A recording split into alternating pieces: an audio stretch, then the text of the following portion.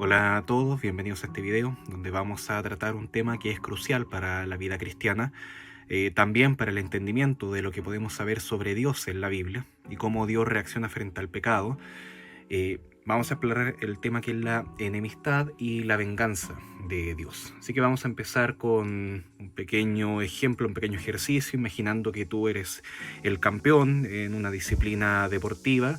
Imagina que tú eres esa persona y llega alguien y dice: no, yo soy el campeón, un impostor. O en términos académicos, el primer lugar lo tienes tú, pero llega otro y dice: no, ese primer lugar es mío, y sube a recibir el diploma y todo eso. O quizá algo más sencillo, este celular con el que yo estoy grabando ahora, llega otro y dice: no, es mío. Entonces, ¿qué harías tú para demostrar que eres el verdadero campeón o el dueño de eso? Bueno, así como en un campeonato tienes que defender tu título, hoy vamos a hablar de cómo Dios, siendo el creador y el Señor, defiende su autoridad y justicia.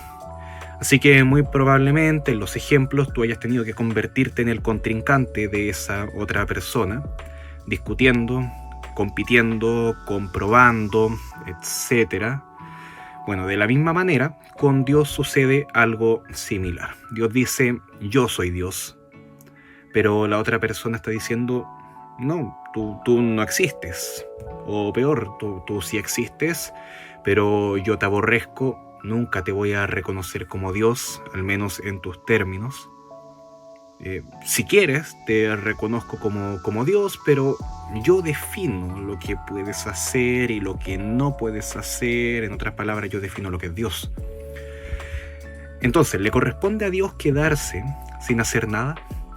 Si nosotros nos sentimos en todo nuestro derecho de reclamar lo nuestro, ¿por qué Dios no puede entonces reivindicar su posición como Dios? Entonces, con esa persona, en los ejemplos se convirtieron en enemigos. Y hablaremos entonces de la relación entre Dios y los pecadores, partiendo como una relación de hostilidad entre Dios y el pecador que es recíproca, no es unilateral, o sea, solamente de el pecador hacia Dios, que lo considera su enemigo. Declararle la guerra a Dios es causal de que Dios nos considere ahora sus enemigos.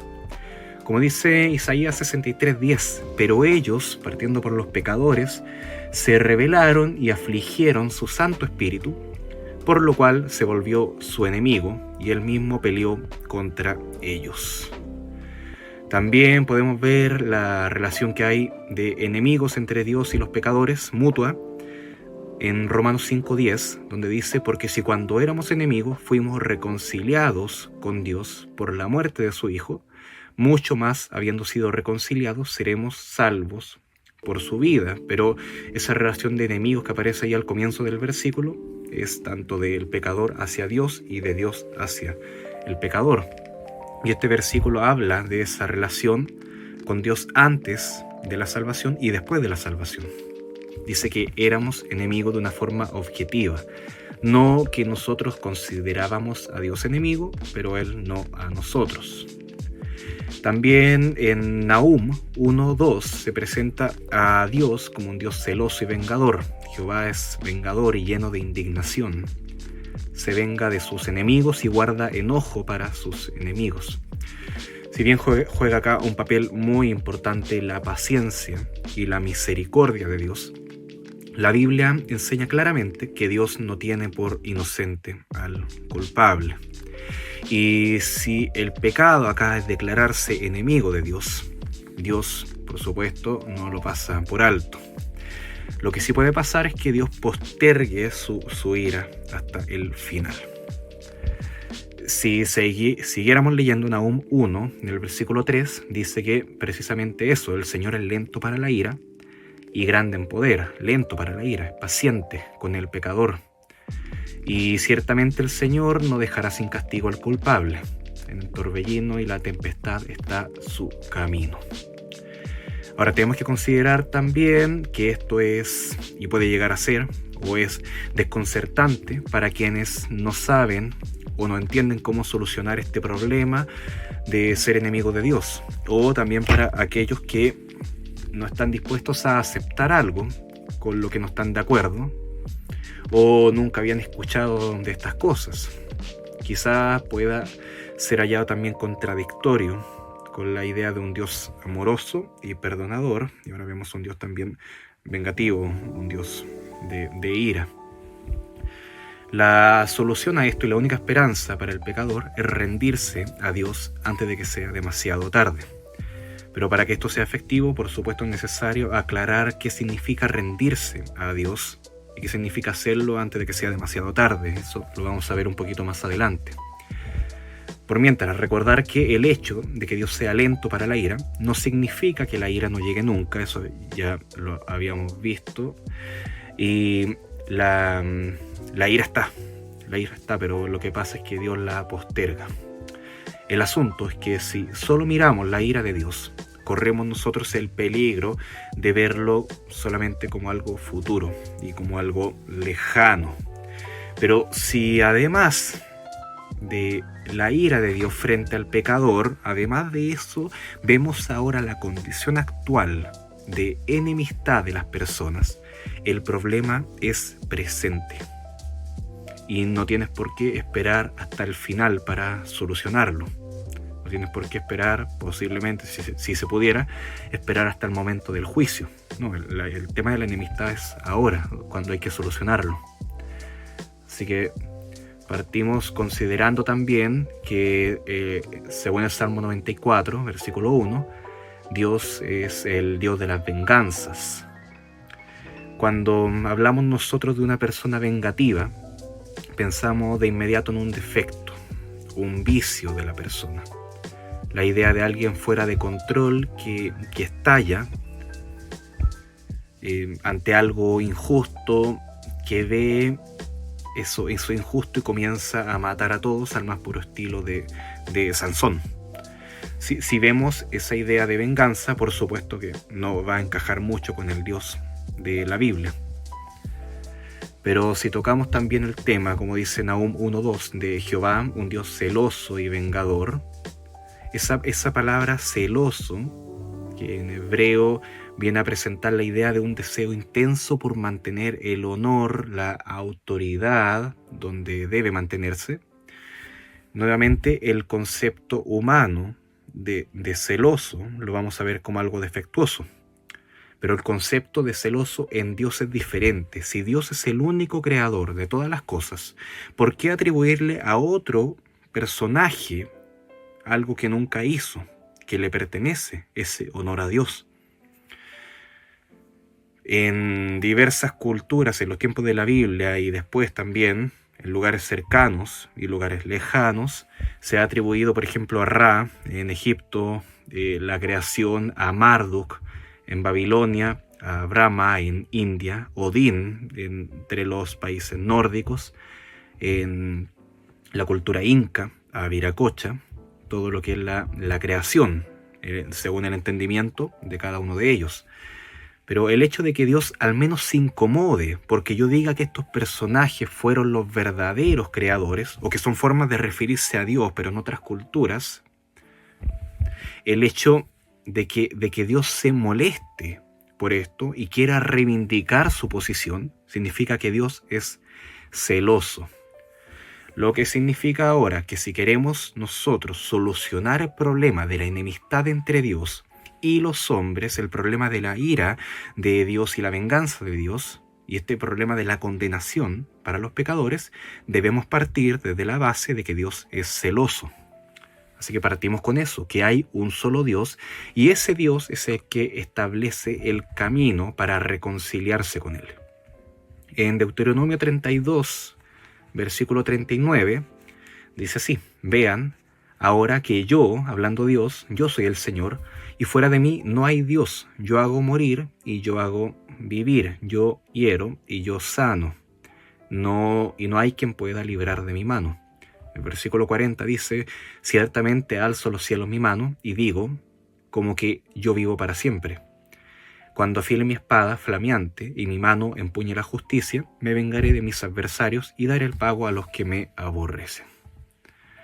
Y podemos ver también en Deuteronomio 7, versículo 9, que dice en el versículo 9, reconoce pues que el Señor tu Dios es Dios, el Dios fiel, que guarda su pacto y su misericordia hasta 1000 generaciones con aquellos que le aman y guardan sus mandamientos. Y acá podemos hacer el ejercicio de si tú prefieres ser mártir y identificarte más con el versículo 9 o con lo que dice el versículo 10. Pero al que le odia, le da el pago en persona para destruirlo. No se demora con quien le odia, sino que le da el pago en persona. Entonces, si nos queremos identificar con el versículo 9, que reconoce a Dios como Él es, también tenemos que considerar reconocernos a nosotros como pecadores y que tenemos que arrepentirnos y buscar a ese Dios Salvador que se manifiesta completamente en la persona de Jesucristo y en lo que Él hace en la cruz por los pecadores para perdonarlos ahora. En el Hebreos 10:30 dice, pues conocemos a aquel que dijo, mía es la venganza, yo pagaré.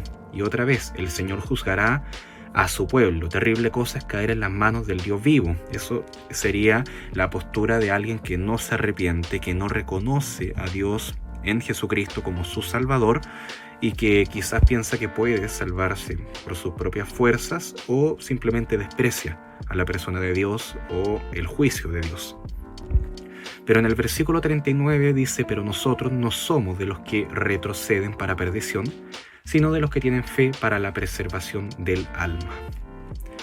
A modo de conclusión, la única esperanza para el pecador es rendirse a Dios antes de que sea demasiado tarde. Rendirse a Dios significa reconocer nuestra incapacidad y dejar todo en sus manos, confiando en su poder y misericordia. Y por supuesto corresponde mencionar la solución a esto explicada desde el punto de vista de lo que es rendirse a Dios.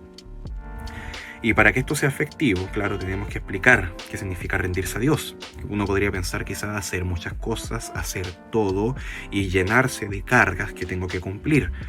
Cuando una persona dice me rindo, está diciendo soy incapaz, nosotros somos incapaces y Dios es capaz de todo.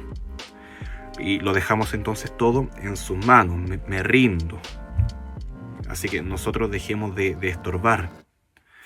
Pero creemos también que además de eso, de simplemente dejar que Dios haga todo y yo rendirme, creemos que Dios trabaja en nuestras vidas. Dios nos da talentos, por ejemplo, así que nos corresponde ahora rendirlos ante Dios, dejarlos, ponerlos a sus pies.